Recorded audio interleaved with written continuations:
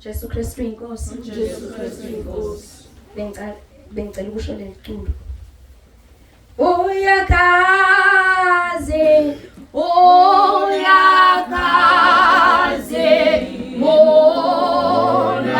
Jesu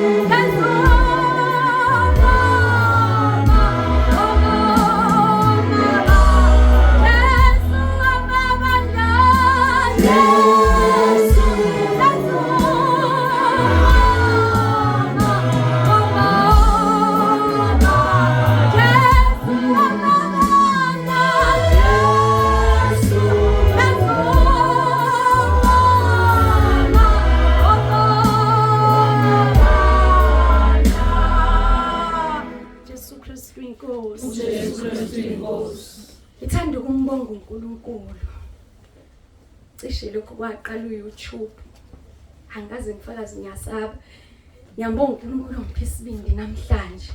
Kuyasho phela ukuthi ngisekhaya bazalwane. Amen. Musekhaya uyasiqonga isibindi. Ngibingelele bampostoli.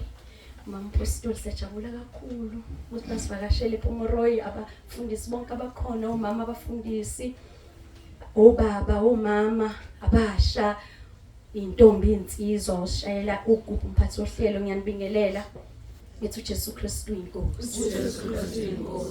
Amen bazalwane. Ngisukumela nje ukubonga uNkulunkulu ngoba ngithi uyakhazimula ngizoba mfishane bazalwane. Yaqondiselwana ke entabeni. NgoDisemba ngise entabeni inkonzo zabasha sisidudu yakhuluma nomama uMzila wase Greytown. Uthi usisidudu hayibo nombuso ihlangane laphi? Ngithi mina asikakabi naye branch ePomoroy. Sisibuku hawu angazuba nowaqhamuka wathi mina ngikhonza le wathi uhamba isikiba ngelingakanani wathi 1.5 wathi isidudu yazi nami ngoba ngisuka la engisuka khona ngihamba 1.5 hour ngiyela enkhonza khona. Ngihlalile nombuso ambani yokhonza. Hey bazalwane, yangidla sisidudu leyo nto. Yasale ngidla ngingedwa. Ngasithatha lapho nje isinqumo sokuthi ngiyasuka ke ngiyokhonza eGreytown. NgoDisemba, wathi ngoJanuary ngaya eGreytown. Ongaya ngawo Disemba uJesu Kristu inkosi ngexolisa. Ngaya ngawo uDisemba kwafika obaba noma eGreytown. Ngaya ngafike ngezothi hey ngiyahlala la.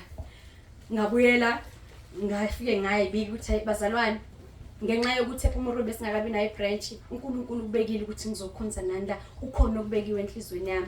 Ngiyambonga uNkulunkulu ngalokho. Ngiyambonga uNkulunkulu ngabantu abakutshelayo nje iqiniso lisale ngakuyi ibonela ukuthi wenze njani ngalo. Ngiyambonga uNkulunkulu ngomama Dlamini. Bazalwane uNkulunkulu wasenzela umusa ngo2020. Sangena entabeni, sangena ekhaya lezwi, sashunyayezwa, saphila, saguquka, sahamba ngobungcwele. Kodwa bekusilela into eyodwa empindolo, bekusilela ibandla. Siyambonga uNkulunkulu ngithi uyakhazimula ngokuthi ekugcineni mamdlamini uNkulunkulu akuthembe ngemphefumulo yasePomoroyi. Siyambonga uNkulunkulu kakhulu. Ngizodumisa lokho nje bazalwane ngithi waze wangisiza uNkulunkulu ngokuthi ngingene ngihlanganyele nabantwana baNkulunkulu. Sisidudu waze wangiphephisa kokuningi. Bengikholwa kumnandi ngilalela inkonzo ngesonto, silalela inkonzo usuku nosuku. Kodwa ukuhlanganyela nabazalwane bazalwane akuphindanga kwafana nokuba wedwa. Kwaba more kwangenza ngabona ezinye izinto ngiyinqoba ngenxa nje yokuhlanganyela bazalwane. Ngiyambonga kakhulu uNkulunkulu ukuthi nje namhlanje abe kanye nathi ePomoroyi Jesu Kristu inkosi.